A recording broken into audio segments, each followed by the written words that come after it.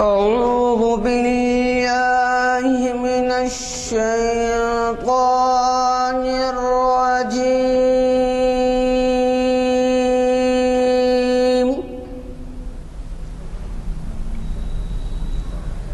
بسم الله الرحمن الرحيم.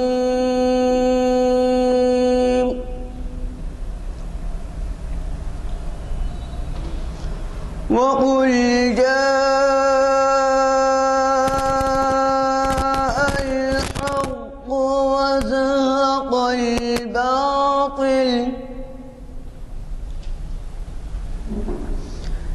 إن الباطل كان زهوقا.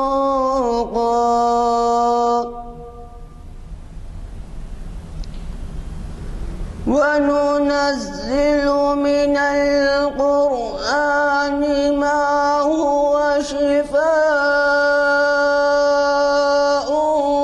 ورحمة للمؤمنين ولا يزيد الظالمين إلا خسارا.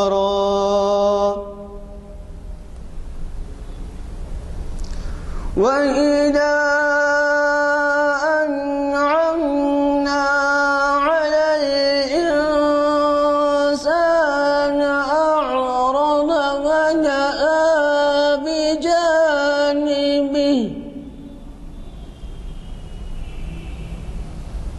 وإذا مسه الشر كان يئوسا. قل كل يعمل على شاكلته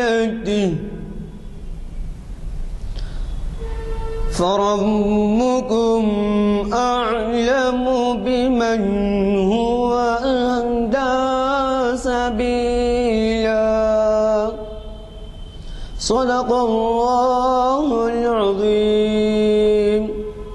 آپ نے ابھی مسجد اعظہ کے مؤذن قاری عبدالواحد صاحب سے ان کی خوش الحان خطاب سماعت فرمائی. جیسے کہ آپ واقف ہیں، آج ہماری شریعت انفارمیشن سروس کی 559ویں نشست ہے. جو نئے حضرات ہیں ان کے اطلاع کے لیے عرض کر دوں کہ ہر سال 45 نشستیں ہوتی ہیں، کیونکہ رمضان میں نہیں ہوتی ہیں اور کبھی تہوار وغیرہ آ جائے یا کوئی ناگہانی صورت. 45 کے لحاظ سے 10 سال کے 450 ہوئے. اب اس سے اندازہ لگائیے کہ تقریباً 560 ہو گئے. تو اس لحاظ سے 15 سال کے لگ بھگ ہو گئے. اور یہ محافل کا آغاز، یہ ہمارے ہر ہفتہ الگ الگ مقرر ہوتے ہیں، لیکن آج کے جو مقرر ہیں انہی کے پہلے خطاب سے ہوا تھا. پہلا جو خطاب ہوا تھا اس مسجد میں وہ آپ کے سامنے جو آج کے مقرر تشریف فرما ہے حافظ محمد اسحاق کمال قادری صاحب، انہی اس کے خطاب سے آغاز ہوا تھا. اور اللہ تعالیٰ نے برکت دی، ان کی دعائیں اور آپ کا تعاون شامل رہا، جو چنانچہ ہم آج اس کی 559ویں نشست منا رہے ہیں، اس کی سماعت کے لیے بیٹھے ہیں. حضرات، جیسے میں نے ابھی اعلان کیا تھا، عام طور پہ مسلمان کی شناخت کیا ہے تو نام، اس پہ سبھی آتے ہیں، بزرگ آتے ہیں، مذہب کے شریعت کے پابند بھی آتے ہیں، حاجی بھی آتے ہیں، علماء بھی آتے ہیں، لیکن اس کے ساتھ کئی اس قسم کے بھی لوگ آتے ہیں جن کے بارے میں آپ اخبارات میں پڑھتے ہیں. روزانہ اخبار اٹھا کے دیکھیے، چوری، ڈاکے اور زنا اور کیا کیا تشدد کے کارروائیوں میں ملوث وہ بھی نام رہتے ہیں، تو ہمارے لوگوں کے نام رہتے ہیں. تو اس لحاظ سے نام سے شناخت کرنا جو ہے میں سمجھتا ہوں وہ صحیح نہیں ہے. اور آج کا عنوان میرے خیال میں ایسے حالات سے بہت کچھ تعلق رکھتا ہے جن حالات میں ہم زندگی گزار رہے ہیں۔ مولانا نے بہت ہی پرمغز عنوان دیا ہے، اور میں سمجھتا ہوں کہ ان کے لیے بہت دقت ہے کہ اس کم وقت میں 5:45 کو مغرب کی اذان ہوتی ہے اور 5:35 تک ان کو ختم کرنا ہوتا ہے۔ 10 منٹ وضو وغیرہ کے لیے، سوالات جوابات کے لیے ہوتے ہیں۔ تو یہ جو عنوان ہے وہ جن سے نبی صلی اللہ علیہ وسلم کا تعلق نہیں، یہ بہت ہی اہم عنوان ہے۔ ہم دلچسپی سے نہ صرف سنیں گے بلکہ ان کی رائے مشورے پر عمل کرنے کی پوری کوشش کریں گے۔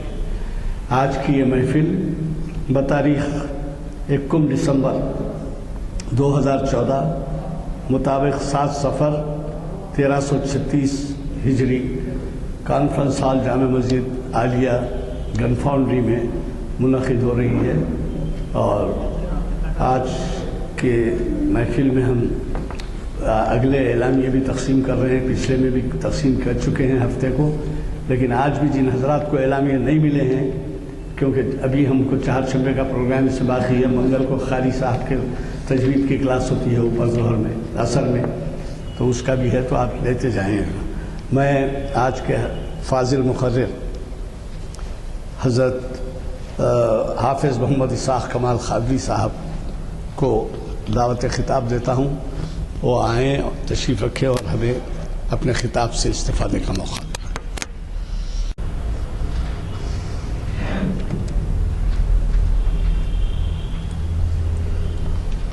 السلام علیکم ورحمۃ اللہ وبرکاتہ۔ اعوذ باللہ السمیع العلیم من الشیطان الرجیم، بسم اللہ الرحمن الرحیم، الحمد للہ رب العالمین، وصلی اللہ وسلم علی النبی الامی رحمۃ للعالمین، رب اشرح لی صدری ویسر لی امری واحلل عقدۃ من لسانی یفقہوا قولی، رب زدنی علما، اللہم وفقنا لما تحب وترضى۔ ہر قسم کی تعریف اس اللہ کے لیے ہے جو تمام جہانوں کا پالنہار ہے، جو بہت مہربان نہایت رحم فرمانے والا ہے، جو بدلے کے دن کا مالک ہے۔ ایسے پروردگار کے درود اور سلام ہوں اس کے آخری نبی حضرت محمد مصطفیٰ صلی اللہ علیہ وسلم پر، آپ کی ازواج پر، آپ کی اولاد پر، آپ کے اصحاب پر، اور آپ کے ان تمام امتیوں پر جنہوں نے آپ کے طریقے کی پیروی کی اور قیامت تک آپ کے طریقے کی پیروی کرتے رہیں گے۔ حمد و ثنا کے بعد آج آپ سے جس عنوان پر کچھ کہنا ہے، آج بتاریخ 1 دسمبر 2014 مطابق 7 صفر 1436 ہجری بروز پیر بوقت بعد نماز عصر بمقام کانفرنس ہال مسجد عالیہ گن فاؤنڈری حیدرآباد، آج جس عنوان سے آپ کے سامنے کچھ اہم باتیں پیش کرنا ہے، وہ عنوان سوچنے، سمجھنے اور اپنی زندگی میں تبدیلی لانے والا عنوان ہے۔ یہ عنوان صرف عنوان سماعت نہیں ہے، صرف سننے والا عنوان نہیں ہے، بلکہ یہ عنوان سننے کے بعد جاننے اور جاننے کے بعد ماننے والا عنوان ہے۔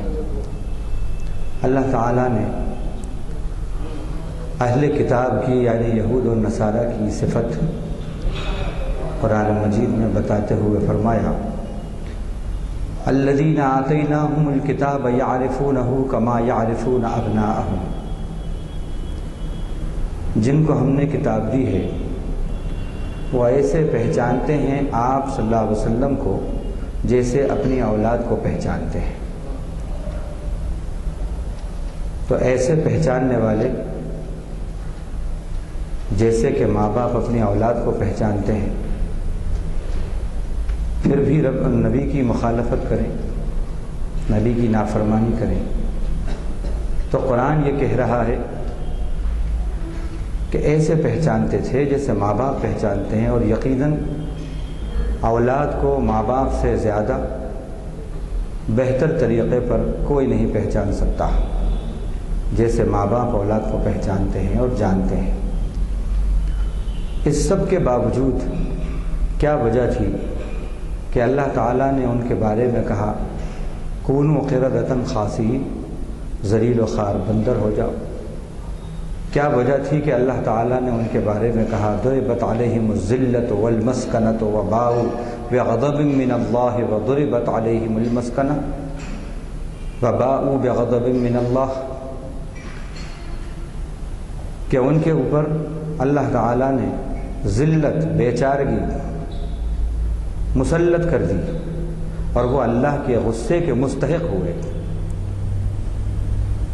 کیا وجہ تھی؟ وجہ یہ تھی کہ جانتے تو تھے نبی کو لیکن مانتے نہیں تھے، نبی کو جانتے تھے لیکن نبی کو مانتے نہیں تھے۔ جانتے ایسے تھے کہ کیا آپ کی صفات ہیں، کیا آپ کے اوصاف ہیں، آپ نبیوں میں کیا مقام والے ہیں، کیا مرتبے والے ہیں، یہ سب جانتے تھے، چونکہ اللہ تعالیٰ نے ان کی کتابوں کے اندر، تورات اور انجیل کے اندر اپنے نبی کی تمام صفات اور آخری نبی اللہ کے نبی صلی اللہ علیہ وسلم ہوں گے یہ بھی سب بتا دیا تھا، اور ان کی کیا صفات ہوں گی وہ بھی بتا دیا تھا، اور وہ سب باتیں نبی صلی اللہ علیہ وسلم میں دیکھتے تھے۔ لیکن اس کے باوجود آپ صلی اللہ علیہ وسلم کو انہوں نے مانا نہیں۔ صرف جان لینا کافی نہیں ہے بلکہ جاننے کے ساتھ ماننا بھی ضروری ہے۔ اگر جان لینا کافی ہوتا تو پھر اللہ تعالیٰ ان کے لیے غیر المغضوب علیہم ولا الضالین کے الفاظ نہیں بولتے، مغضوب علیہم ولا الضالین کے الفاظ نہیں بولتے، جن پر غضب ہوا اور جو راستے سے بھٹک گئے یہود و نصارہ۔ اگر صرف جان کر ہی جنت کا داخلہ کافی ہوتا تو ابو طالب سے بڑھ کر، ابو جہل سے بڑھ کر، ابو لہب سے بڑھ کر نبی کو کون جانے گا؟ کون جانتا تھا؟ ابو طالب سے بڑھ کر نبی صلی اللہ علیہ وسلم کو کون جانتا تھا؟ بتائیے۔ محبت بھی کیسی محبت اور جاننا بھی کیسا جاننا، لیکن جاننا تو تھا، ماننا نہیں تھا، اس لیے یہ جاننا کسی کام نہیں آیا۔ حدیث میں آتا ہے، مسلم شریف کی حدیث ہے کہ کچھ جہنمی وہ ہوں گے جن کو آگ کی جوتیاں پہنا دی جائیں گی، جس سے دماغ کھدک کھدک کر ناک کے راستے سے بہتا رہے گا۔ جس کو یہ سزا دی جائے گی وہ یہ سمجھے گا سارے جہنمیوں میں سب سے بڑی اور سب سے زیادہ سزا مجھے ہو رہی ہے، حالانکہ وہ سب سے ہلکی سزا ہوگی۔ یہ صحیح حدیث بتا رہا ہوں مسلم شریف کی، کہ ابو طالب کو یہ 2 جوتیاں آگ کی پہنا دی جائیں گی۔ یہ علامت ہے اس بات کی کہ مغفرت نہیں ہوئی ان کی۔ کیوں نہیں ہوئی؟ جبکہ نبی کو خوب جانتے تھے، محبت بھی کرتے تھے، لیکن صرف جاننا اور محبت کرنا ہی کافی نہیں ہے، بلکہ جاننے کے ساتھ ساتھ ماننا بھی ضروری ہے۔ اگر جان رہے اور مان نہیں رہے تو پھر نجات ملنے والی نہیں ہے، کامیابی ملنے والی نہیں ہے۔ اسی بات کو اللہ تعالیٰ نے سورہ آل عمران کے 4 رکوع میں اس طرح بیان فرمائی، قُلْ إِن كُنتُمْ تُحِبُّونَ اللَّهَ فَاتَّبِعُونِي يُحْبِبْكُمُ اللَّهُ وَيَغْفِرْ لَكُمْ ذُنُوبَكُمْ وَاللَّهُ غَفُورٌ رَحِيمٌ۔ آپ فرما دیجئے اگر تم اللہ سے محبت کرتے ہو، چاہتے ہو کہ اللہ تم سے محبت کرے، تو تم میری پیروی کرو، مجھے فالو کرو، میرے فالوور بنو، تو اللہ 2 انعام کرے گا تمہارے اوپر۔ اتباع رسول کرو گے تو خدا کی طرف سے 2 انعام ہوں گے تم پر، ایک یغفر لکم، دوسرا یحببکم اللہ، پہلا، دوسرا یغفر لکم ذنوبکم۔ پہلا اللہ تم سے محبت کرے گا اور دوسرا اللہ تمہارے گناہوں کو بخش دے گا۔ نبی کی غلامی میں، نبی کی اتباع میں، یعنی جاننے کے ساتھ ماننے میں اللہ تعالیٰ نے 2 باتوں کا وعدہ کیا ہے۔ یہ نہیں کہا قل ان کنتم تحبون اللہ فاحبونی یحببکم اللہ ویغفر لکم ذنوبکم۔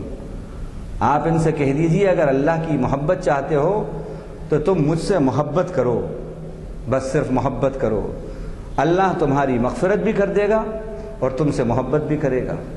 احبونی نہیں کہا، اتبعونی کہا۔ تو یہ بہت ضروری ہے۔ آج ہم اللہ کے نبی صلی اللہ علیہ وسلم کو یقیناً جانتے ہیں، کہاں ہیں آپ، کون تھے، آپ کا مقام کیا ہے، مرتبہ کیا ہے، اور اس کا ثبوت یہ ہے کہ ہر گھر کے اندر کلمہ طیبہ موجود ہوتا ہے، کلمے کے ساتھ لا الہ الا اللہ کے ساتھ محمد الرسول اللہ بھی ہمارے زبانوں پر ہوتا ہے۔ یہ اس بات کی علامت ہے کہ ہم نبی کو جانتے ہیں، لیکن اس جاننے کے ساتھ ساتھ اس اسم گرامی کے جو تقاضے ہیں ان تقاضوں کو کتنا پورا کرتے ہیں۔ جو جاننے کے تقاضے ہیں، ماننا، محبت کرنا اور محبت کے ساتھ ساتھ اطاعت کرنا، ہم یہ ذمہ داری کتنی پوری کرتے ہیں؟ بغیر محبت کے اطاعت نہیں ہوتی اور بغیر اطاعت کے محبت نہیں ہوتی۔ جہاں اطاعت ہے وہاں محبت ہے، جہاں محبت ہے وہاں اطاعت ہے۔ ٹوئنس ہیں، ٹوئنس دونوں، محبت اور اطاعت۔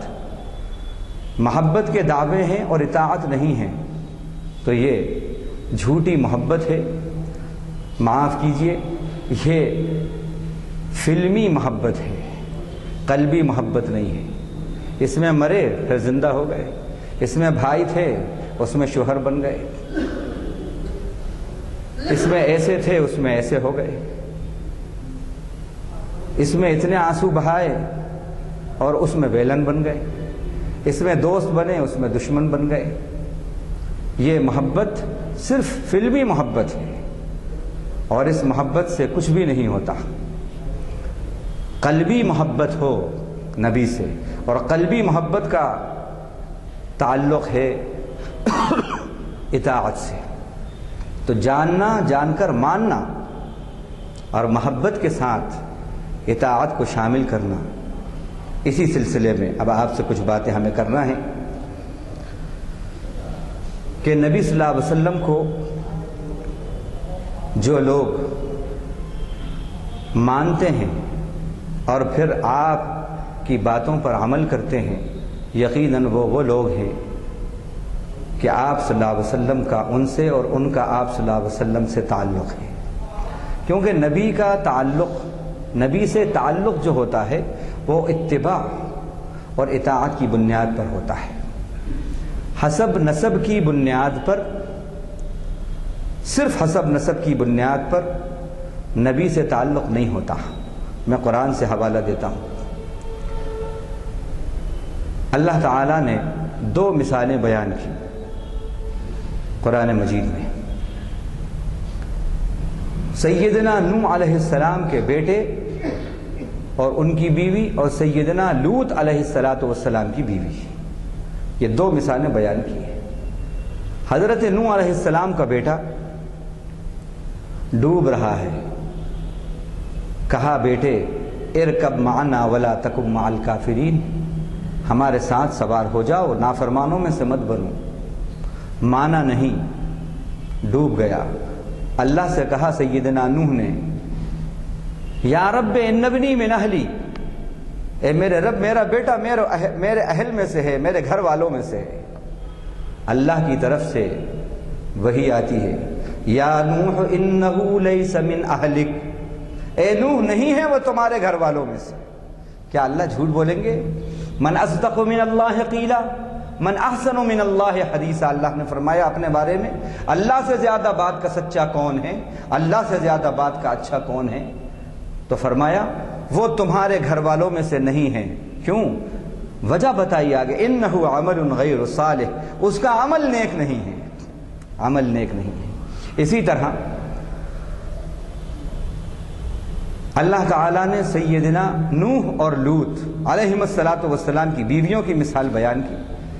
ضرب اللہ مثلا للذین کفروا امرأة نوح وامرأة لوط کانتا تحت عبدین من عبادنا صالحین فخانتاہما فلم یغنیا عنہما من اللہ شیئا وقیل ادخلا النار مع الداخلین۔ اللہ تعالیٰ نے نافرمانوں کے لیے لوط اور نوح علیہم السلام کی بیویوں کی مثال بیان کی کہ دونوں ہمارے نیک بندوں کے ماتحت تھیں، لیکن ان دونوں نے ان سے بغاوت کری۔ تو کیا ہوگا؟ قیامت میں ان سے کہا جائے گا ادخل النار مع الداخلین، جہنم میں جو داخل ہو رہے ہیں تم دونوں بھی ان کے ساتھ داخل ہو جاؤ۔ اب مجھے بتائیے اس سے بڑی دلیل کیا ہے؟ اسلام میں حسب نسب کا اگر مسئلہ ہے تو نبی زادے سے بڑھ کر کون بڑے حسب نسب والا ہو سکتا ہے؟ مجھے بتائیے۔ نوح علیہ السلام کا بیٹا تو نبی زادہ ہے۔ نوح علیہ السلام اور لوط علیہ السلام کی بیویاں کتنی قریبی نسبت رکھتی ہیں، لیکن عمل نیک نہ ہونے کی وجہ سے، نبی کی اتباع نہ ہونے کی وجہ سے، نبی کی اطاعت نہ ہونے کی وجہ سے اللہ تعالیٰ نے ان کو نافرمانوں میں اور جہنمیوں میں داخل کر دیا۔ اس سے ہمیں یہ معلوم ہوتا ہے کہ نبی سے رشتہ اتباع اور اطاعت کی بنیاد پہ جڑتا ہے۔ اسی طرح یہود اور نصارہ، انہی کی بات چل رہی ہے۔ یہود اپنے آپ کو کہتے تھے کہ ہمارا تعلق ابراہیم سے ہے، حضرت ابراہیم ہمارے ہیں، ہم نبیوں کی اولاد ہیں، ہمارے خاندان میں ہزاروں نبی گزرے ہیں اور ہمارا تعلق ابراہیم سے ہے، ہم تم پہ سپیریئر ہیں، ہم تم سے سپیریئر ہیں۔ اللہ تعالیٰ نے آیت اتاری، کہا کہ ان سے کہو ان اول الناس بابراہیم للذین اتبعوہ وہذا النبی والذین آمنوا واللہ ولی المؤمنین، بے شک سارے انسانوں میں، سارے لوگوں میں ابراہیم سے سب سے قریب کون ہیں؟ وہ ہیں جنہوں نے ابراہیم کی پیروی کی، انہیں فالو کیا، ان کے فالوورز بنے۔ اور پھر دوسرا فرمایا وہذا النبی، اور ہمارے یہ نبی ہیں حضرت محمد مصطفیٰ صلی اللہ علیہ وسلم۔ اور پھر فرمایا والذین آمنوا، اور ابراہیم سے سب سے قربت والے ایمان والے ہیں، وہ جو ایمان لائے۔ اس سے بھی یہ بات معلوم ہوئی کہ نبی سے قربت اتباع اور اطاعت پیدا کرتی ہے، صرف حسب نسب پیدا نہیں کرتے۔ صرف جاننا یہ کافی نہیں ہے، جان کر ماننا، اس سے قربت پیدا ہوتی ہے، اس سے قربت پیدا ہوتی ہے۔ اللہ تعالیٰ نے اسی قربت کی ایک مثال دی سورہ مجادلہ کے 30 رکوع میں، 28ویں پارے کے 30 رکوع میں فرمایا لا تجد قوما یؤمنون باللہ والیوم الآخر یوادون من حاد اللہ ورسولہ ولو کانوا آباءہم او ابناءہم او اخوانہم او عشیرتہم اولئک کتب فی قلوبہم الایمان۔ آپ نہیں پائیں گے ان لوگوں کو جو اللہ پر ایمان رکھتے ہیں اور آخرت کے دن پر ایمان رکھتے ہیں، کیسا کہ وہ محبت کریں ان سے جو اللہ اور اس کے رسول کے باغی ہیں، مخالف ہیں۔ آپ نہیں پائیں گے کہ جو اللہ کے مخالف ہیں، اللہ کے دشمن ہیں، وہ ان سے دوستی کریں، چاہے وہ ان کے باپ دادے ہی کیوں نہ ہوں، چاہے وہ ان کی اولاد ہی کیوں نہ ہوں، بیٹے ہی کیوں نہ ہوں، چاہے وہ ان کے بھائی کیوں نہ ہوں، چاہے وہ ان کے قریب ترین عزیز اور خاندان والے ہی کیوں نہ ہوں۔ ایسے لوگ جو اللہ اور اس کے رسول کی محبت میں اور اللہ اور اس کے رسول کی اطاعت میں اپنوں کی اپنائیت کی بھی پرواہ نہیں کرتے، ان کی مخالفت کی بھی پرواہ نہیں کرتے، ایسے ہی وہ لوگ ہیں جن کے بارے میں فرمایا اولئک کتب فی قلوبہم الایمان، یہی وہ لوگ ہیں کہ ان کے دلوں میں اللہ نے ایمان لکھ دیا ہے۔ یہ ہے نبی کی ایسی اتباع کہ اگر ہمیں آپ کی اتباع اور آپ کی اطاعت میں اپنوں کی مخالفت سہنا پڑے تو سہو، دوستوں سے دشمنی بھی اگر لینا پڑے اور آپ کی اتباع اور اطاعت کی قیمت پر تو اس کو بھی گوارا کرو۔ یہ ہے اللہ کے نبی صلی اللہ علیہ وسلم کی اتباع اور اطاعت۔ ایسے لوگوں کے بارے میں کہا کہ یہی وہ لوگ ہیں کہ ان کے دلوں کے اندر اللہ تعالیٰ نے ایمان لکھ دیا ہے۔ اب اللہ کے رسول صلی اللہ علیہ وسلم، یہ میں ان لوگوں کا پہلے بتا رہا ہوں جن کو اللہ کے نبی صلی اللہ علیہ وسلم سے تعلق ہے، اس تعلق کی یہ علامتیں ہیں۔ پھر اس کے بعد بتاؤں گا جن کو تعلق نہیں ہے۔ حدیثوں میں کئی حدیثیں آپ نے ایسی سنی ہوں گی جن میں لیس منا کے الفاظ آئے، لیس منا وہ ہم میں سے نہیں، لیس منا وہ ہم میں سے نہیں، وہ ہم میں سے نہیں، حدیث میں کئی الفاظ ایسے آئے، میں نے اسی کو آج اپنا عنوان بنایا، لیس منا، نبی کی زبانی لیس منا، ہمارا اس سے کوئی تعلق نہیں جس میں یہ صفات ہوں۔ تو میں ادھر بعد میں آؤں گا، پہلے یہ بتا رہا ہوں کہ اللہ کے نبی صلی اللہ علیہ وسلم سے جن کا تعلق ہے، جاننے کے ساتھ ماننے کی بنیاد پر، اتباع اور اطاعت کی بنیاد پر ان کے کیا اوصاف ہیں، کیا صفات ہیں۔ فرمایا لیکن الرسول والذین آمنوا معه جاہدوا باموالہم وانفسہم واولئک لہم الخیرات واولئک هم المفلحون۔ سورہ توبہ رکوع نمبر 10، پارہ نمبر 10 کا آخری رکوع۔ اللہ فرما رہے ہیں رسول اور ان کے ساتھ جو ایمان والے ہیں ان کی شان کیا ہے؟ ان کی شان یہ ہے کہ اللہ کے دین کی سربلندی کے لیے انہوں نے اپنی جانیں بھی لگائی ہیں، اپنے مال بھی لگائے ہیں، جانیں بھی لگائی ہیں، مال بھی لگائے ہیں۔ آج اللہ کے دین کے لیے جان بھی مولوی صاحب کی لگے، مسٹر صاحب کی نہیں، مال بھی بھائی وہ جو دوسرے ہیں ان کا لگے، جیسا لگنا چاہیے اللہ کے دین میں ایسا نہیں، بس اپنی مرضی کے مطابق بخالت کے ساتھ اور اپنی مرضی کے اندر سخاوت، رب کی مرضی میں بخالت نہیں ہے۔ اللہ کی مرضیات پر ہم سخی ہوتے ہیں یا بخیل ہوتے ہیں، وہاں بخالت کا ثبوت دیتے ہیں کہ سخاوت کا ثبوت دیتے ہیں، اور اپنی مرضیات پر، اپنی اولاد کی مرضیات پر، بیوی بچوں کی مرضیات پر، دوست یاروں کی مرضیات پر، اس کے لیے بڑے سخی ہونے کا ثبوت دیتے ہیں، بڑے سخی ہونے کا ایسا ثبوت دیتے ہیں کہ ایک ایڈاپٹیڈ گرل کو اپنا نام دیتے ہیں اور 2 کروڑ کی صرف ہوٹل بک کی جاتی ہے۔ کہاں ہیں دین خدا میں، راہ خدا میں سخاوتیں کہاں ہیں؟ کیا ثبوت ہے آپ کے پاس کہ آپ راہ خدا کے اندر ایسے سخی ہیں؟ آپ کہاں ہیں؟ ان کی جان اور مال اللہ کے نبی کے ساتھ اللہ کے دین کی سربلندی میں لگاتے ہیں، دین کے فروغ میں وہ اپنی جان اور مال کو لگاتے ہیں۔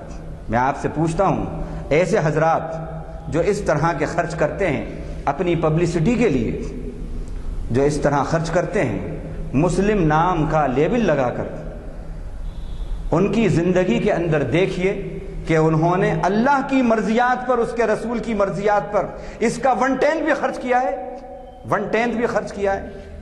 بلکہ وہاں تو یہ دیکھا جاتا ہے کہ تنقیدیں ہیں، کرٹیسائز ہے۔ روزہ وہ رکھے جس کے گھر میں کھانے کو نہیں ہے، یہ کیا ہے؟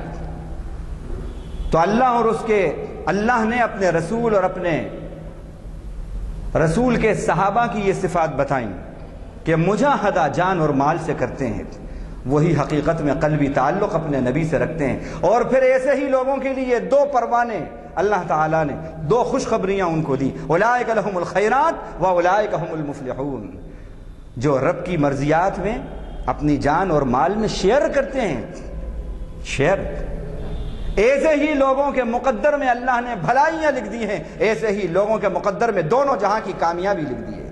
اللہ سچے ہیں، اللہ جھوٹے نہیں ہیں۔ آ کے تو دیکھو، ابھی ڈرتے کیوں ہو؟ اتر کے دیکھو اس راہ میں، مرضی رب کو مرضی نفس پہ پریفر کر کے تو دیکھو، ترجیح دے کے تو دیکھو، اللہ تمہیں زمانے کے اوپر ترجیح دے دیں گے، زمانے کے اوپر ترجیح دے دیں گے۔ تو یہ اللہ کے نبی سے جن کا تعلق ہے ان کی یہ صفات اس میں آئیں۔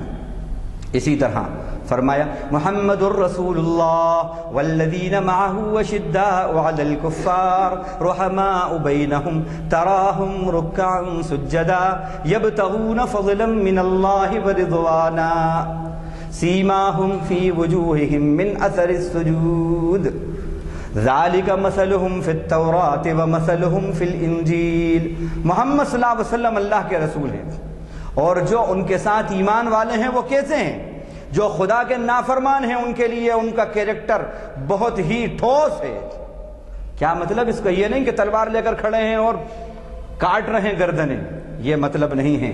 مطلب یہ ہے ایمان پر، استقامت پر وہ کھڑے رہیں گے، ایمان کا سودا نہیں کریں گے، ایمان کا سودا نہیں کریں گے، کفر سے کمپرومائز نہیں کریں گے، شرک سے کمپرومائز نہیں کریں گے۔ ان کی صفات جن کا نبی سے قلبی تعلق ہے، ان کی صفات اللہ تعالیٰ نے قرآن مجید میں بہت سی بتائی ہیں۔ ایک صفت آپ کو وہ بتاؤں، شاید کہ آپ کے لیے یہ بات نہیں ہو، حالانکہ قرآن میں موجود ہے۔ اللہ نے اپنے حبیب کے صحابہ کی صفت میں ایک بات کہی، فرمایا، اور یہ آخری آیت ہے جو آپ صلی اللہ علیہ وسلم پر اتری ہے، اس کا یہ جملہ ہے، اليوم یئس الذین کفروا من دینکم فلا تخشوہم واخشون۔ اس سے پہلے اليوم اکملت لکم دینکم واتممت علیکم نعمتی۔ سب جانتے ہیں کہ یہ آخری آیت ہے جو آپ صلی اللہ علیہ وسلم پر نازل ہوئی، اسی میں یہ ہے اليوم یئس الذین کفروا من دینکم فلا تخشوہم واخشون۔ اس کے بعد ہے اليوم اکملت لکم دینکم واتممت علیکم نعمتی ورضیت لکم الاسلام دینا۔ کیا صفات بیان کی ہیں؟ فرمایا آج کا دن وہ دن ہے کہ کفر تمہارے دین کی طرف سے مایوس ہو گیا ہے۔ کیا مطلب ہے اس کا؟ سمندروں کو کوزے میں سمو دیا ہے۔ یہ قرآن کی فصاحت اور بلاغت ہے۔ کیا مطلب ہے؟ تمہارے دین کی طرف سے کفر مایوس ہو گیا، مطلب کیا ہے؟ یہ شخص کل تک ہمارے ساتھ شرک میں ہمارا ہمنوا تھا، ہمارا ساتھ تھا، ہمارا ساتھی تھا، اب یہ ایمان میں آ گیا ہے، اب شرک نہیں کر سکتا، کفر مایوس ہو گیا دین سے، مسلمان کے دین سے، توحید سے کفر مایوس ہو گیا۔ یہ کل تک ہمارے ساتھ شراب اور بدکاریوں کی محفل کی زینت محفل بنا کرتا تھا، اب ناممکن ہے کہ یہ پھر ادھر آ جائے، مایوس ہو گیا، کفر مایوس ہو گیا۔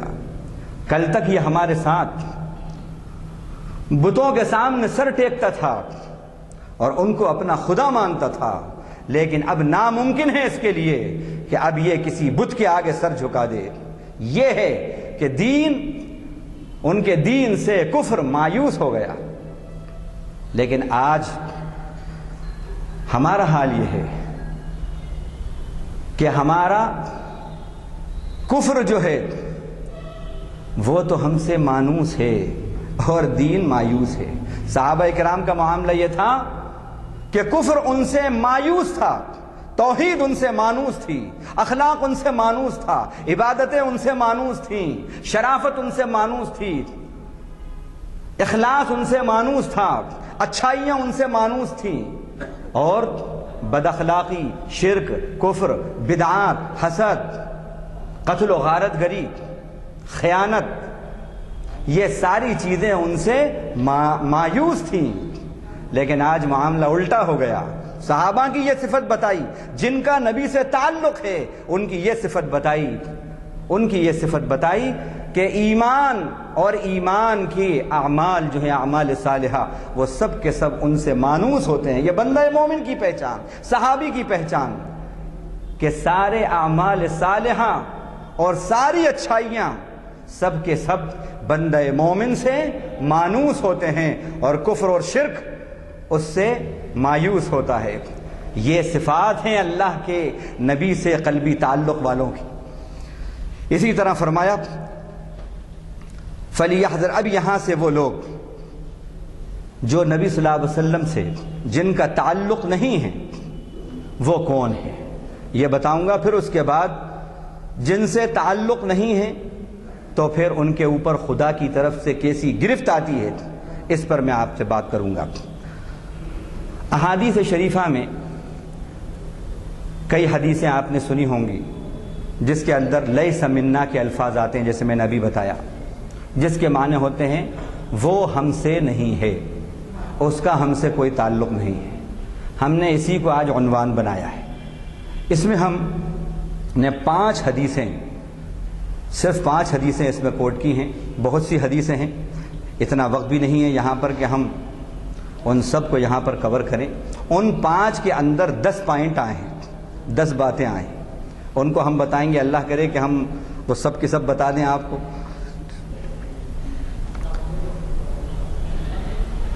فرمایا احادیث شریفہ میں من حمل علینا السلاح فلیس منا ومن غشنا فلیس منا۔ حضرت ابو ہریرہ اس کے راوی ہیں، مسلم شریف کی صحاح ستہ کی یہ کتاب ہے، یہ اس کی حدیث ہے۔ اس کا ترجمہ سن لیں۔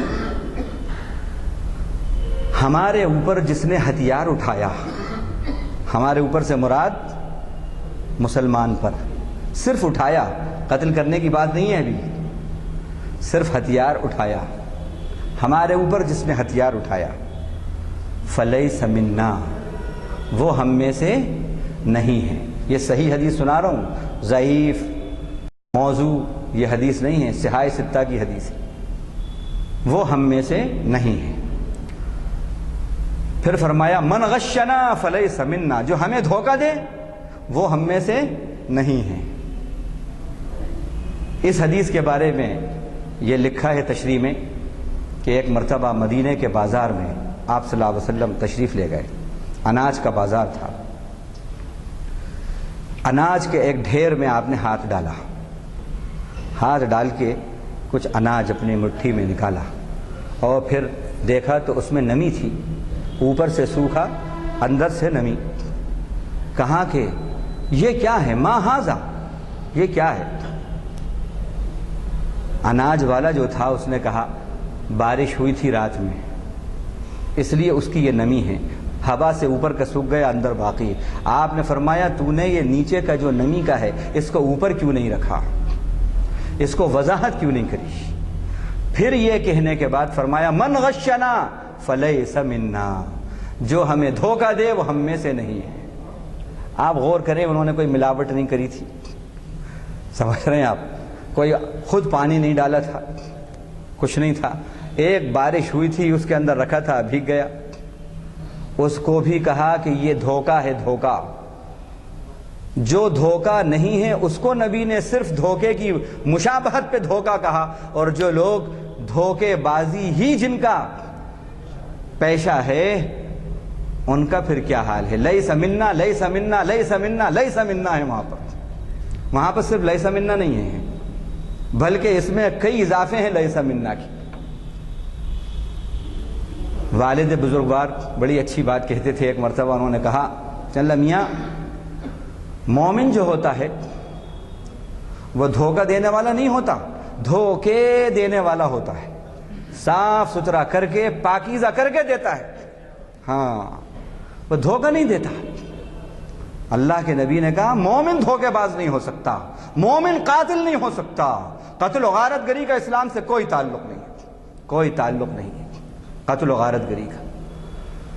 اسی طرح آپ نے فرمایا جس نے اپنے بھائی کو خنجر کی نوک سے اشارہ کیا، کسی نے پتہ پوچھا اور اس کے ہاتھ میں اس وقت کوئی خنجر تھا یا تلوار تھی، اس کی نوک سے کہا وہ جس کا پتہ تم پوچھ رہے وہ ہے، تو آپ نے فرمایا اللہ کی اس پر لعنت ہوتی ہے۔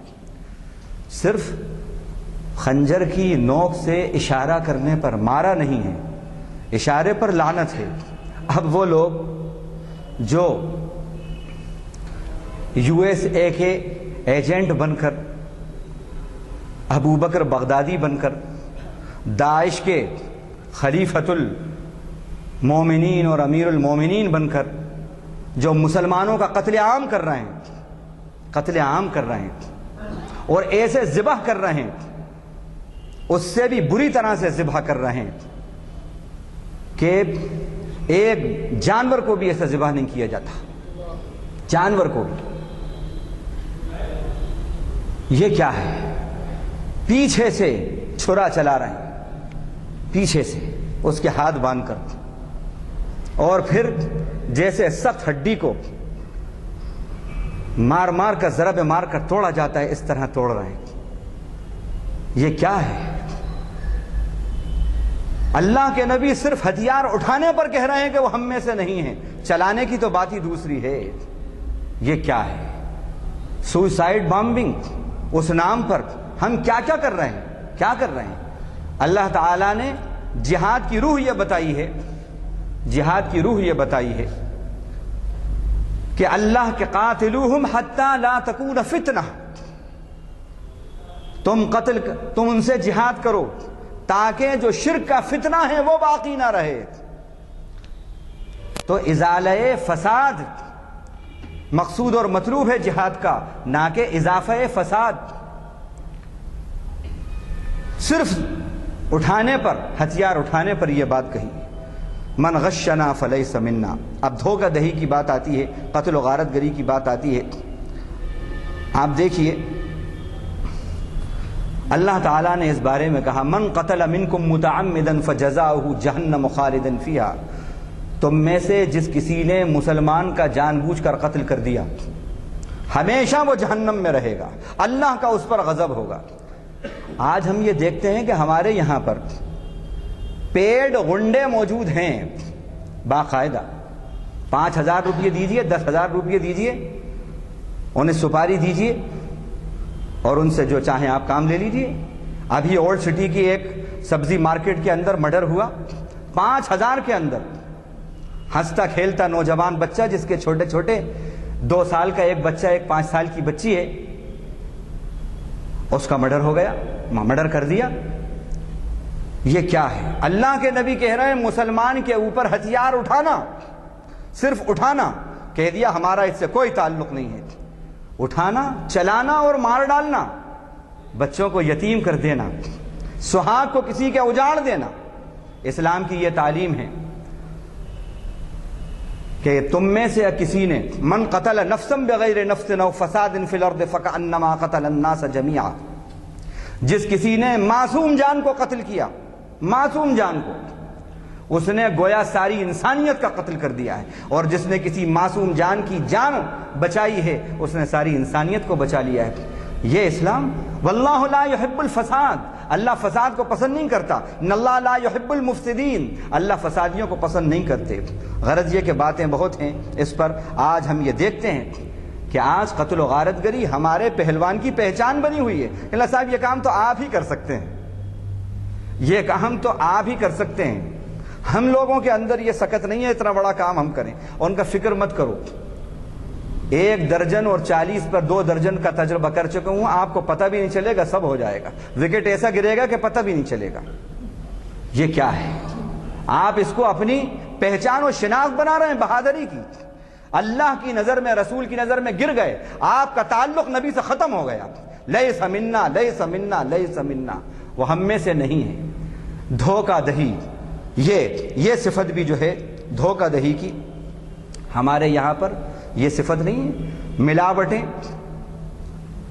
نمبر 1، ہم بھی ان کے ساتھ شامل ہیں، خوب ملاوٹیں ہوتی ہیں، ویرائٹیز کچھ بتائی، کوالٹی کچھ بتائی اور چیز کچھ دے رہے ہیں۔ 2 3 4 مرتبہ تو ہمیں بھی تجربہ ہوا اور ہوتا رہتا ہے، آپ کو بھی ہوا ہوگا تجربہ۔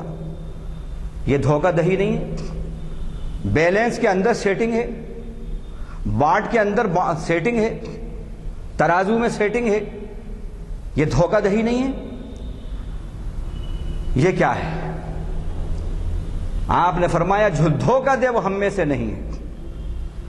کچھ باقاعدہ ان کے پاس فروٹس کے جو لوگ ہیں، ہم نے دیکھا کہ ان کے پاس بیگس جو ہیں، کیری بیگس، اس کے اندر وہ فروٹس رکھے ہیں، وہیں رکھے ہیں نیچے، اور انہوں نے کوالٹی دی دوسری، ان کا یہ سب سلیکٹ کری وہ دی، اور وہ اچھی کوالٹی کو وہیں سے نظر بچی ادھر رکھا، اور وہ کیری بیگ 1 کلو 2 کلو کا وہ دے دیا۔ اب گھر آ کے جو دیکھا، ارے میں نے تو فلاں انگور پسند کیے تھے، یہ کیا ہے؟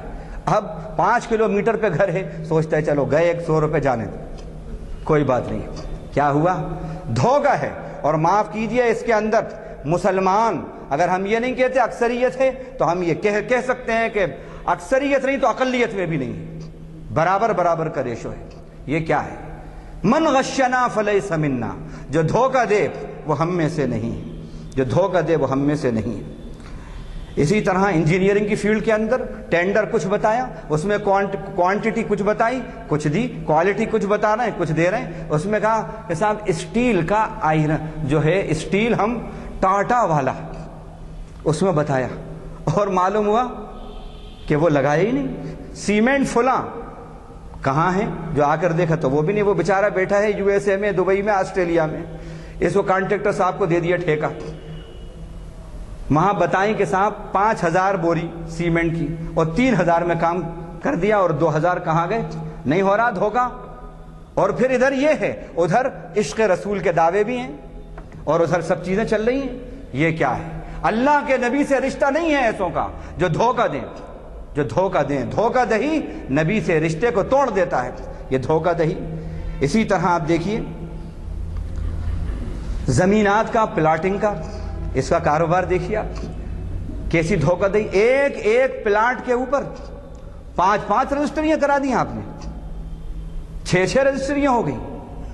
وہ آگے دیکھتا ہے تو اس کے پلاٹ پہ محل کھڑا ہوا ہے، ارے یہ میرے پاس کاغذات ہیں، یہ کیا ہے؟ دیکھا کہ پلاٹ پہ قبضہ ہے فلاں کا، وہ گیا، بھائی یہ کیا ہوا؟ اور ان کا ہم نے فلاں پہلوان سے لیا ہے۔ اب وہ وہاں پہنچے، اور ان کا کتنے ہیں تمہاری، یہ کتنے کی زمین ہے، کیا ہے؟ اور ان کا صاحب یہ 80 لاکھ 1 کروڑ کی میری زمین ہے۔ اور ان کا ٹھیک ہے، اتنے 2% مجھے دے دو، ابھی میں تمہیں دیتا ہوں، اور نہیں تو جاؤ عدالت میں جا کے اس کا ڈبل لگاؤ وہاں پر۔ اب وہ سوچتا ہے کیا کروں، 2% جا رہے، چلو جانے دو، میری زمین تو مل جائے گی مجھے، 10-20 لاکھ پہلوان کو دینا ہے دے دو، لیتا۔ یہ کیا ہے؟ یہ بھی خیانت ہے، یہ دھوکہ ہے، یہ ظلم ہے۔ دھوکہ ظلم کا ہی نام ہے، یہاں یہ سب چل رہا ہے۔ اسی طرح گھروں کے اوپر قبضے، اور یہ تو عام بات ہے، کوالٹی اور کوانٹٹی کی بات، یہ دھوکہ دہی۔ لوگ اس وقت لے جاتے ہیں کہ صاحب ہم آپ کو، آپ کے بچے کو فلاں دبئی میں اور فلاں ہم یہ اس کو جو ہے ویزا لائے ہیں، اور یہ آپ کو فلاں جاب سب ہے۔ اب یہ بیچاروں نے بھروسہ کر لیا، سب ہو گیا۔ ایسے کئی لوگ ہیں جو انہوں نے بتایا مجھے، اپنی بہنوں کے ہونے والی، اس کی شادی ہے بہن کی، اس کے زیورات رکھے ہیں، ماں نے اور بہنوں نے اپنے زیورات رکھ کے پہنچایا ہے ان کو، وہ دے کر معلوم ہوا کہ وہاں گئے تو دھوکہ، نام کسی کمپنی کا تھا، اور وہاں پر گاؤں میں بھیج دیا کہ چلو وہاں پر جا کے کام کرو۔ یہ کیا ہوا؟ دھوکہ۔ اب بات ہوئی ان کا، نہیں صاحب ہمارا کام بھیجنے کا تھا، بھیج دیا، اب آپ نپٹو، وہ نپٹو۔ یہ کیا ہے؟ یہ دھوکہ ہے، فراڈ ہے، یہ ہو رہا ہے۔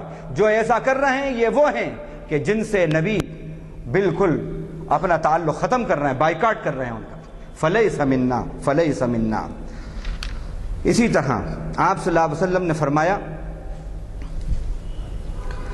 لیس منا من ضرب الخدود من خبب زوجۃ امرئ، جس کسی شخص نے کسی کی بیوی کو، کیا بات ہے آپ دیکھیے، یہ آج سب ہو رہا ہے، کسی شخص نے اگر کسی کی بیوی کو ورغلایا، دھوکہ دیا، اس کو دھوکہ دے کر اپنا بنایا، اور اس کے ساتھ دھوکہ دہی کیا، اس کے اخلاق کو بگاڑے، اس کو اکسایا اپنے گھر والوں کے ساتھ بد اخلاقی پر،